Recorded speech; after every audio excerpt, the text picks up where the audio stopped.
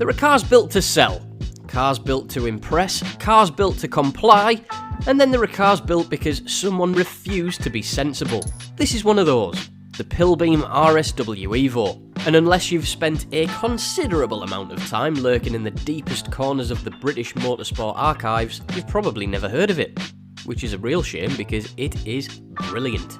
Now, you may have heard of a car called the 𝙁𝘼𝘾𝙀𝘊𝙆 GT. It was the fastest car in the world back in 2014 with a top speed of 270.49 miles per hour, using an elongated Lotus chassis and a twin-turbocharged LS engine. But what if I told you Pilbeam had a car capable of breaking the 200 miles per hour barrier using that very recipe?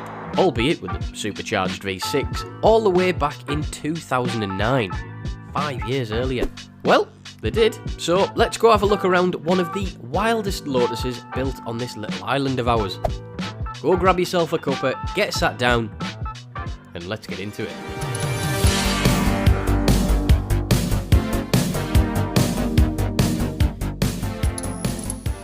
So since buying my Lotus about a year ago, I've been all over the country filming other people's cars. Now, today is another one of those videos, but I'm only 4 or 5 miles away from where I actually live. But I wasn't expecting, when I came to film this, to be in a barn with an XJ220, a V8 Caterham. We will do a tour of everything that is in here, but the car that I want to show you is the other side of this camera, and it is probably one of the rarest cars that you're ever going to see on this channel, mainly because there's only one. Can't get rarer than that. Now, I'm not going to be mad at you if you don't know what it is, because, I mean, I didn't even know it existed until this time last year. Basically, it is an S2X 𝙁that's been widened, extended, and then someone's dropped a V6 in the back of it. Now, they were going to build a few of these, I think. This is the only one that ever got produced. Now, before we get into the meat and bones of this phenomenal car, here's a quick word from today's sponsor, Wolfbox. They've sent me this, the Wolfbox G900 Pro, a dash cam that takes up no extra room in your cabin as it essentially replaces your rear view mirror.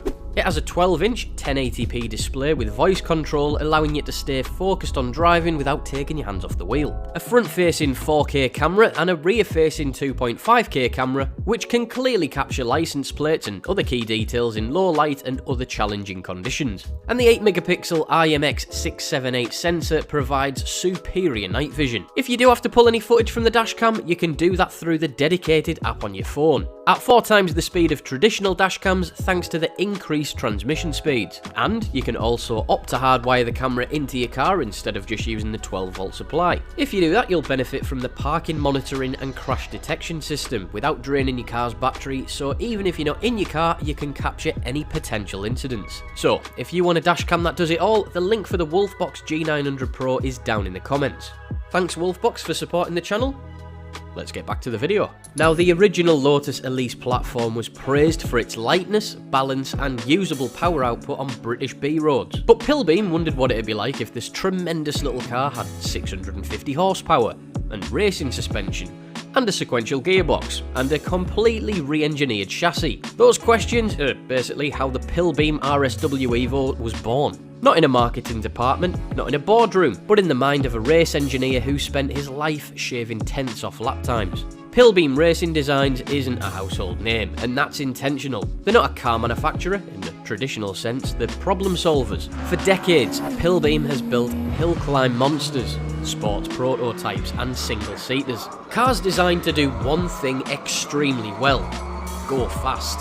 From the outside, the RSW EVO kinda looks like a Lotus Exige, but that illusion lasts about 3 seconds, because underneath, almost everything is different.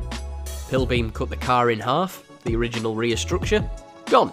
In its place, a bespoke tubular space frame designed to hold a longitudinal race spec engine. They extended the wheelbase by about 230mm.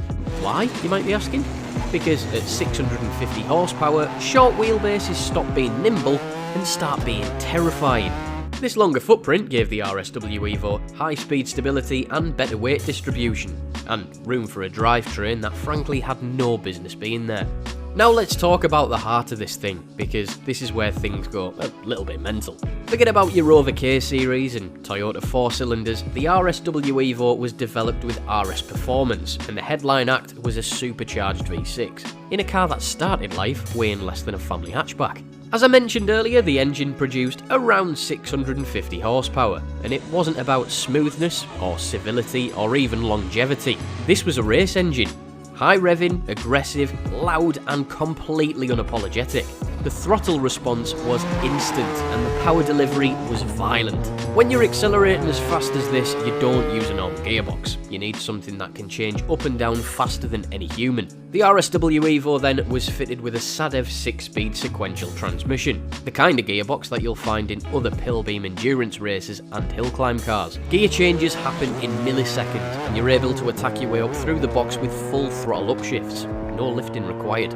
This is probably the lowest Lotus that I've ever seen. The car was never going to ride nicely, and that's kind of the point. Pilbeam designed custom double wishbone suspension front and rear, optimised for high downforce and extreme lateral loads. With adjustable geometry, motorsport dampers and anti-roll bars set up for track conditions, this is a car that expects slick tyres, perfect surfaces and a driver that understands weight transfer. If you hit a bump on the road, yeah, you're gonna feel it. But when you hit an apex on the track, the car sticks like it's been bolted to the tarmac. Now all of that power is useless if you can't stop. The RSW EVO has a set of AP Racing Pro 5000 4-pot calipers front and rear, which is an enormous upgrade over the standard brakes. Even though the car is longer and it's fitted with a larger engine than a standard Exige, it still weighs roughly the same, thanks to its carbon fibre clamshells and its redesigned wishbones, so the braking performance is massively improved. You can now jump on the brakes at the 50-metre board and still make the corner. The pedal feel is immediate, there's no soft travel, there's no forgiveness whatsoever. It doesn't try to charm you, there's no comfort mode, no traction control nanny, no electronic safety net waiting to save you. Instead it asks you one question: are you paying attention? At low speeds it's raw, uncompromising and, quite frankly, uncomfortable. But on track, that's where it comes alive. The steering is oozing with feedback, the chassis feels telepathic, every input has a consequence. You don't really drive the RSW EVO, you negotiate with it. And if you get it right, it delivers a driving experience that feels closer to a prototype race car than anything else wearing a number plate. This car isn't a garage queen. I mean, yes, it's stuck in a garage today, but it does occasionally get rolled out onto the track. And next time it's on one, I will try and get a few cameras in there. But for now, you're just going to have to take my word for it. The RSW EVO was never meant to sell thousands. It was expensive, bespoke, built in tiny numbers, and with each car being effectively hand-built, often tailored to the owner's preferences. No two were exactly the same, hence why this is a one of one. It didn't redefine a market, it didn't chase lap records at the Nürburgring, and it didn't need a social media campaign. Its legacy is simpler and rarer. It proved that being lightweight still matters, mechanical grip still matters, and that raw engineering passion can produce something utterly unforgettable, providing you know about it in the first place. In a world increasingly dominated by software, screens and silence, the RSW EVO stands as a reminder of what happens when engineers are allowed to go too far, and thank God they did. It is fantastic. Now I can't leave you without showing you Steve's other toys because he is a sucker for all things British. So here's his daily, a 800 brake horsepower carbon-bodied R35 GTR. Now I love British sports cars, but if you want something dependable, modern, comfy and rocket ship fast, you can't go wrong with Godzilla, can you? There are 3 Astons tucked up in and around the barn, my favourite being this, a classic Vantage. But in my opinion, these are the 2 other showstoppers in here alongside the RSW EVO. A 1000 brake horsepower XJ220, which needs no introduction. It was a poster car from my childhood, so being able to see one that's not in a museum is incredible. And this may look like an ordinary Caterham from a few steps back, but it's actually a Caterham Levante V8, a 550 brake horsepower carbon body beast that only weighs 520 kilos. Now yeah, the Pilbeam's quick, but this is the closest thing you can get to riding a superbike without legally needing a helmet. Anyway, thanks for tuning in. I ran into a few technical issues with this footage, hence why you're getting a video filmed in the summer, in the winter, but hopefully you enjoyed it. Hit the like button if you did, subscribe to the channel if you're new around here, and comment down below what your favourite car is in the barn. I better know the answer. That's it from me though, I've been Lookship, thanks for watching and I'll see you in the next one. Bye!